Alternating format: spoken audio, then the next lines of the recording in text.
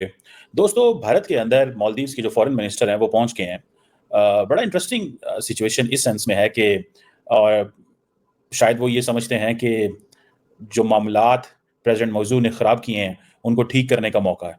आपको पता है इस हवाले से जो हम काफ़ी बात कर चुके हैं कि मालदीव्स को कहा जा रहा है as a swing state, Asia's swing state कहा जाता है कि ये ऐसी स्टेट है कि जो कहाँ भी जा अमेरिका की तरफ भी जा सकती है, चीन की तरफ भी जा सकती है। लेकिन अमेरिका और चीन के अपने मसले अपनी जगह पे मौजूद होंगे, लेकिन असल में ये इंडिया का मसला है। आपको याद होगा कि जब प्राइम मिनिस्टर नरेंद्र मोदी ने जब लक्षद्वीप को वहाँ पे गए, तो जो इंडियन जो जो सॉरी मालदीव्स के जो मिनिस्टर्स थे, उन्होंने बड़ी टफ लाइन ली और नरेंद्र मोदी साहब के खिलाफ बड़ी बातें की, जो कि बड़ी बिलो द बेल्ट बातें थी। और उसके हवाले से हम बात कर चुके हैं कि कई दफ़ा बात की है कि लीडरशिप के बारे में कभी भी बिलो द बेल्ट बात नहीं करनी चाहिए, because they are the chosen representative of the people of any country and they deserve respect, क्योंकि उनको उस मुल्क के लोगों ने चुना है, उनसे हमेशा रिस्पेक्ट से बात करनी चाहिए। बहरहाल, अब ये जो आ रहे हैं जो फॉरेन मिनिस्टर हैं मूसा जमीर साहब, ये 3 दिन के लिए मेरा ख्याल है आ रहे हैं। एक चीज मैं यहाँ पे बताता चलो, look at the credibility of the system of India.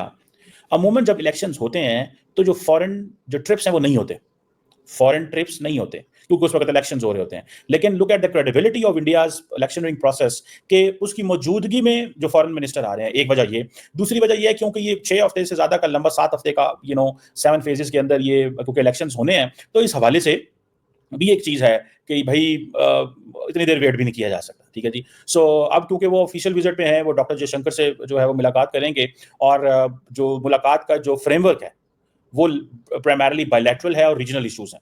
अब बायलैटरल में जारी बात है, कोई एक चीज तो नहीं आती ना। आपको पता है प्रेसिडेंट मौजूद ने बहुत ज्यादा अनोय किया इंडिया को। ठीक है, इंडिया के टूरिस्ट ने मालदीव जाना बहुत हद तक कम किया है। ये कंप्लीट बैन नहीं है, लेकिन लोगों ने जाना कम किया है। At the end of the day लोग समझते हैं कि इंडिया के अंदर टूरिज्म करना एक और चीज है, मालदीव की टूरिज्म करना और चीज है, नेपाल की टूरिज्म करना एक और चीज है। ये जब आप you cross borders, you travel international, तो वो एक आपको एक और चीज देती है, भले आपके मुल्क में कितना ही बड़े पैमाने पे क्यों ना हो। और आपको पता है कि इंडिया अपने आप को as a net security provider भी कहता है इंडियन ओशन रीजन का, तो उस हवाले से भी बातें होंगी कि जो इंडियन ओशन रीजन है उस पे मालदीव्स की क्या पोजीशन है, और इंडिया की इसके जो है वो क्या पोजीशन है, क्योंकि दोनों ममालिक जो हैं वो उसके ऊपर भी बात करेंगे कि क्योंकि मैरीटाइम नेबर है मालदीव्स इंडिया का, और बेसिकली जो फिर चीज़ें रुकी नहीं है। अब इंडियन ओशन रीजन जो है ये आप इसमें बहुत सारे ममालिक आते हैं, इसमें ईरान भी आता है, पाकिस्तान भी है, बांग्लादेश भी है, और बहुत सारे और ममालिक भी इसमें आते हैं। कई लोग कहेंगे जी पाकिस्तान इसमें क्यों नहीं आता है, लेकिन दिस इज नॉट, मैं नहीं इसको लेके आ रहा। दिस इज व्हाट, जब ये सारी की सारी इंडियन ओशन रीजन की बात होती है, तो इवन के ऑस्ट्रेलिया भी शायद कुछ हिस्सा उसका आता हो, या एशिया पैसिफिक या अफ्रीका के भी बहुत सारे एरियाज इसमें जो है वो आते होंगे। पूरे का पूरा माले पेनिनसुला है, सारी मतलब ये जगह हैं जो आती हैं। और अब इंडिया जो है वो इस चीज़ को महसूस करता है कि हमें मालदीव्स के करीब जाना है। लेकिन मालदीव जो है वो उसने जो एक टफ लाइन ली इंडिया के बारे में, और कहा जी कि हम वहाँ पे अपने फौजी निकालें यहाँ से। ठीक है, हालांकि सुनने में ये आता है कि वो सारे के सारे जो फौजी थे वो इसीलिए थे कि मालदीव्स की मदद की जा सके, और वो हेल्प करते थे क्राइसिस सिचुएशन के अंदर। This is what India's vision is.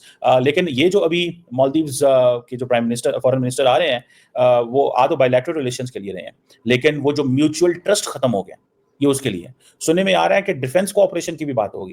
भाई डिफेंस कोऑपरेशन की क्या, वो जो माजी के अमेरिका में डील करता था, बाकी ममालिक के साथ डील करता था, उसमें यही बातें होती थी ना कि इंडियंस को वो स्नब कर देते थे। आज नहीं कर सकते। आज इंडिया औरों को स्नब कर सकता है, इंडिया कल स्नब नहीं कर सकता था, क्योंकि अब इंडिया की पोजीशन भी बदल गई है। इंडिया जैसे पाकिस्तान को डिक्टेट करता रहता है, ये नहीं करना, वो नहीं करना, हम ऐसे करेंगे, हम वैसे करेंगे। तो ये चीज़ें वो आसान थोड़ी हैं, ये चीज़ें को आसान थोड़ी है करनी या करानी। सो मुझे ऐसा लगता है कि ये जो मीटिंग है इसमें माफ़ी तलाफ़ी भी हो सकती है कि जी छोड़ें, जाने दें, आगे निकलें। ठीक है जी। दूसरे नंबर पे इसमें ये भी हो सकता है कि वो जिसे कहते हैं ना कि कॉन्फिडेंस बिल्डिंग मेजर्स भी लिए जाएंगे, और वो कॉन्फिडेंस बिल्डिंग मेजर इसी सेंस में होंगे जिसमें कन्विंस किया जाए इंडिया को। ठीक है जी। और उधर से चाइना के साथ भी पूरी जफ्फी उन्होंने डाल दी है, साथ में चाइना को ये दिखाने के लिए कि देखो हमने 70 बंदे उनके भेज दिए हैं, वो अलहदा एक चीज़ जो है वो कर दी। सो ये बहुत, there is so much which is going on, and